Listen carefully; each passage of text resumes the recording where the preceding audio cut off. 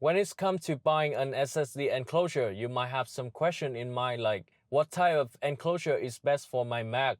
Which SSD should I pair for the best speed in work and gaming? And what about the thermal management? Is this a deal breaker when selecting an enclosure? Well, in this video, I'll walk you through some essential tips to consider when selecting an enclosure SSD for your Mac Mini M4. This is Tommy, and let's begin. So if you're looking to buy this type of SSD, the first thing that we need to consider is find the right transfer protocol that matches with your specific need. The Mac Mini M4 supports two connection protocol, which is USB 3.2 Gen 2 on the front and Thunderbolt 4 on the back of the computer. They all have the same USB-C connector. However, there are key differences. Thunderbolt 4 offers a data transfer speed up to 40 gigabit per second and also support two external 4K display. On the other hand, the USB 3.2 max out at 10 gigabit per second. So if you're only looking to store and transfer data, like using your SSD enclosure passively, I don't think you need the Thunderbolt 4 standard, to be honest. It does faster in transfer speed, but I mean the USB 3 standard is not that slow. Like I'm moving 17 gigabyte media folders and it took more than 1 minute with the USB 3, and with the Thunderbolt 4, it's only take under 15 seconds. The thing is, if you can wait an extra couple of minutes, you can save some money, because on the market, usually the USB 3 standard enclosure is much cheaper than the Thunderbolt 4 standard. So I think the scenario where Thunderbolt 4 makes the most sense is when you have external monitors and also you plan to work directly from your external SSD. That is when you really need the higher transfer speed.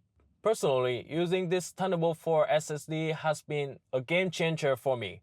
Instead of shooting and transferring files to my Mac for editing, I now record directly onto the SSD, then plug it into my Mac and start editing instantly.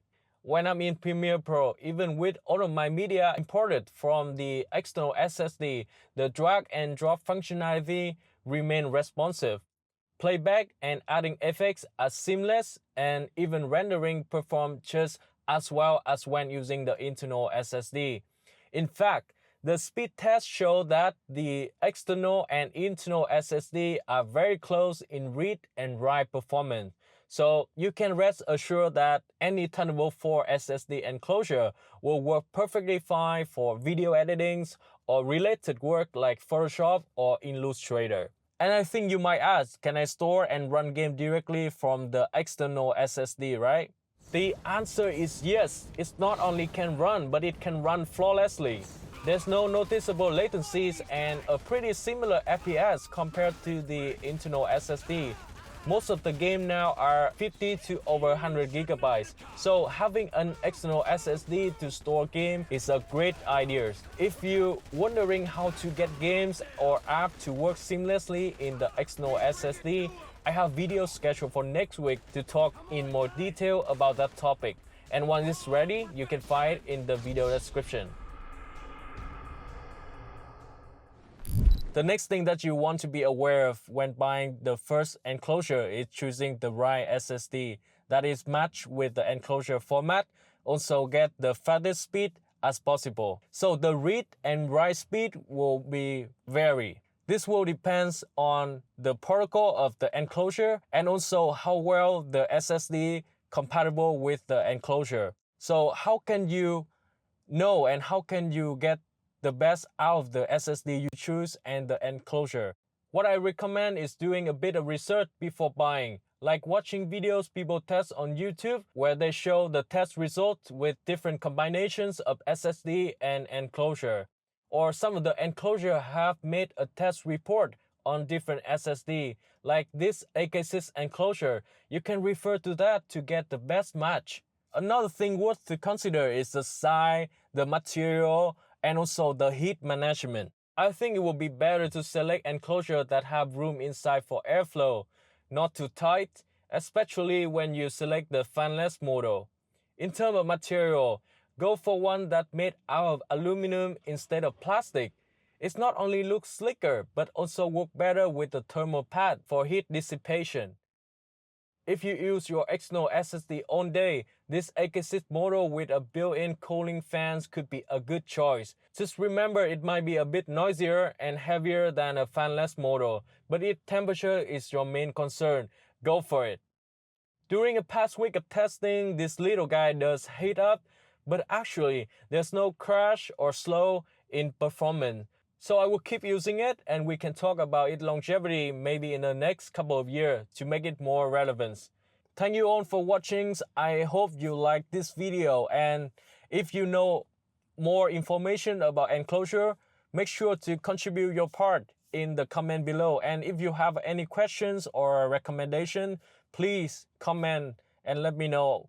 And also, the products that I test is the Enclosures model. I will also leave the link in the video description. And I want to spend time to announce the winner for the parallel desktop giveaway that I done in the past couple of weeks. So basically, I'll do it by adding on contestant username to this wheel, and I will select it randomly 5 times.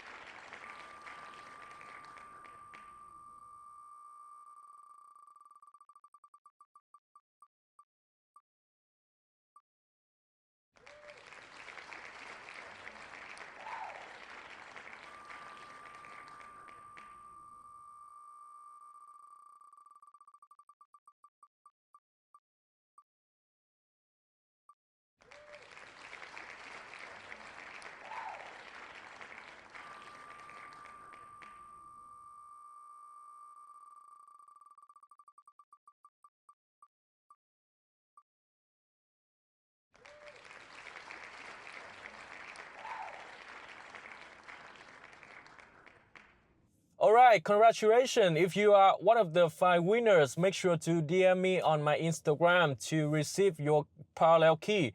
Thank you all for your support. If you want to join my next giveaway, make sure to subscribe to the channels and follow my Instagram if you want to get more update.